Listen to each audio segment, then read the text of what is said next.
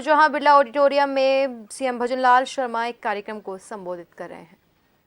कोषाध्यक्ष मदन वार्तक जी, मीडिया प्रभारी अंकुर शर्मा जी और मेरे सामने जो लोकतंत्र सेनानी बैठे हैं, जिन्होंने इस लोकतंत्र को मजबूती देने का काम किया है, ऐसे आप सभी के चरणों में नमन करता हूं, वंदन करता हूं, आपका अभिनंदन करता हूं। मैंने सुना है कि पूरे देश के लगभग 12-13 प्रांतों के हमारे लोकतंत्र सेनानी आए हैं। मैं उन सभी को भी इस राजस्थान की वीर भूमि में अभिनंदन करता हूं, उनका स्वागत करता हूं।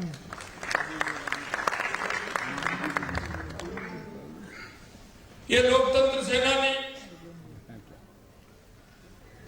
जिन्होंने कि लोकतंत्र को बचाने का और प्रजातंत्र को मजबूत करने का काम किया, वो याद जब आती है 25 जून 1977, 75 लोगों के रोंगटे खड़े हो जाते हैं। एक ऐसा लोकतंत्र, क्योंकि न्यायालय सर्वोपरि है, न्यायालय अगर निर्णय देता है तो सबको मानना होता है, लेकिन न्यायालय को भी दत्ता बताते हुए और इस प्रजातंत्र प्रणाली को, संविधान को चुनौती देते हुए जिस तरह से तत्कालीन प्रधानमंत्री इंदिरा गांधी जी ने जो निर्णय लिया था, सबसे पहले तो मैं उन सभी को इसलिए धन्यवाद देना चाहता हूं कि प्रजातंत्र के इतिहास में देश की आजादी के बाद जो हमारा प्रजातंत्र संविधान बना था, पहला मौका आया था और पहले मौके पर हमारे आप जैसे लोकतंत्र सेनानियों ने विरोध में जो हम होते हैं, हम कहते हैं, भारतीय जनता पार्टी कहती है कि विरोधी हमारी ताकत होता है और विरोधी की ताकत के हिसाब से हम आंकलन करते हैं और उस पर हम चलते हैं। लेकिन उन्होंने विरोधियों को ताकत नहीं माना, उन्होंने विरोधियों को कुचलने की स्थिति बनाई थी। उसमें उस मौके पर आप सभी लोगों ने इस प्रजातंत्र को मजबूत करने का काम किया था। मैं आप सभी को बहुत बहुत बधाई और साधुवाद देना चाहता हूं।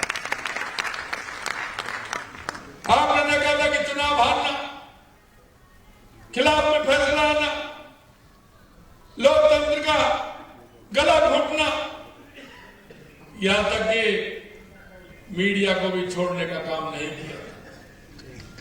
मीडिया का भी गला घोटने का इन्होंने काम किया और किसी भी पार्टी का कोई भी राजनेता अगर घर में भी सो रहा है तो रात्रि में उठा करके उनको बंद करने का काम उस तानाशाही सरकार ने किया था। मित्रों, मैं कहना चाहता हूं, आज इस देश के अंदर लोकतंत्र है और देश आगे बढ़ रहा है, उसमें आप सभी लोकतंत्र सेनानियों का बहुत बड़ा योगदान है। क्योंकि किसी के खिलाफ आवाज उठाना और आवाज उसके खिलाफ उठाना, जो कुछ भी हो सकता था और हुआ।